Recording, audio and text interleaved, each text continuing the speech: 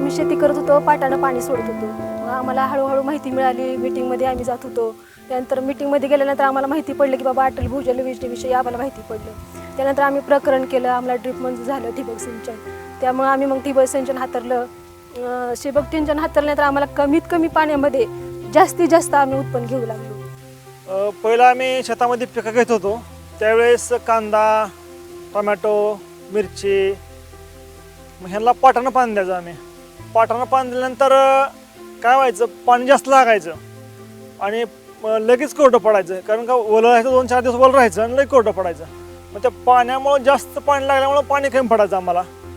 मग पुन्हा आपले हे ड्रीप जे आपण केले, अटल भूजल योजनेतून आपण आपल्याला ते ऑनलाईन आपण अर्ज केले आणि ते अर्ज केल्यानंतर आम्हाला ते ड्रीप मंजूर झाली. म्हणजे ते ड्रीप केले आणि त्यामुळं आम्हाला असा फायदा झाला की पाणी पण कमी लागायला लागलं आणि पीक चांगलं यायला लागलं. एकूण असा फायदा झाला की इथं एक एकर जायची 2 एकर पिकायला लागलं, कारण का ड्रीपमुळे पाणी मोजकं लागायला लागलं. आणि जिथं आमचं एक एकर क्षेत्र जिथं भिजत होतं, तिथं आता आमचं 2 एकर क्षेत्र भिजते. आता आम्ही गवारीचं लागण केले आणि खतामध्ये जी लागण केलेली आहे. अशा प्रकारे आम्हाला वेळ पण कमी लागतो ड्रीप सिंचनामुळं. म्हणजे आता पहिलं कसं आम्ही पाटानं पाणी द्यायचो, त्यावेळेस आम्हाला असं जास्त वेळ लागायचा भिजवायला. आता आम्हाला नुसतं बाल फिरवला की समजा पाणी अशा पद्धतीने. त्यामुळे आम्हाला ठिबक सिंचनाचा जास्तीत जास्त फायदा झाला. आम्ही गेल्या 1.5 वर्षापूर्वी पेरूची बाग लावली. आम्ही त्याला आधी पाटाने पाणी द्यायचो. नंतर आम्हाला ग्रामपंचायतीतून अटल भूजल योजनेबद्दल माहिती कळाली. आम्ही कृषी खात्यात ड्रीपच्या संदर्भात अर्ज दिला. तो अर्ज आमचा मंजूर झाला. त्यानंतर आम्ही ड्रीप हाताळली. त्याच्यामुळे बोरच्या पाण्याचा कमी प्रमाणात वापर होऊ लागला आणि ड्रीप केल्यामुळे आम्हाला कमी पाण्यात चांगलं उत्पन्न मिळालं.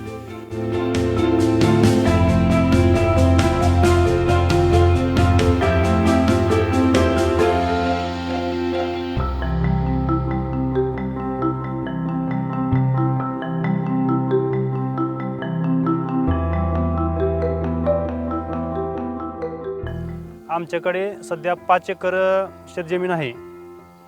आमच्या भागात सध्या सतत गेल्या 4-5 वर्षापूर्वी दुष्काळातच आमचं गाव आहे. पावसाचं प्रमाण कमी असल्यामुळे आमच्या गावातील पिकाची कोणत्याही शाश्वती देता येत नाही. त्या अटल भूजल योजनेतून कृषी विभागाच्या माध्यमातून ड्रीप सबसिडीमधून मिळते असे समजले. त्यामुळे आम्ही फॉर्म भरला असता आम्हाला ड्रीप मंजूर झाली. मग आम्ही पूर्ण 3 एकराला 5 एकरापैकी 3 एकराला आम्ही ड्रीप केली. मग त्यामधून आम्ही आता तूर पीक हे केले आहे सध्या. पूर्वी काय व्हायचं, आमचं पाटपाण्याने आम्ही भिजवत असे. मग 5 एकरापैकी आम्हाला 10 गुंठ्यांनी आम्हाला भरणे होत असे. मग आता सध्या आम्ही ड्रीप केल्यामुळे आता आम्ही 2 एकर तूर ह्या पिकाची लागवड केली आणि पाणी पण आता बचत झाली. पाणी पण कमी लागतंय आणि पीक पण चांगलं आहे आता. त्याचप्रमाणे आम्हाला अटल भूजलच्या माध्यमातून शेतीपूरक व्यवसाय करण्यासाठी जनावरे शेळीपालन हे करण्यासाठी आम्हाला माहिती मिळाली.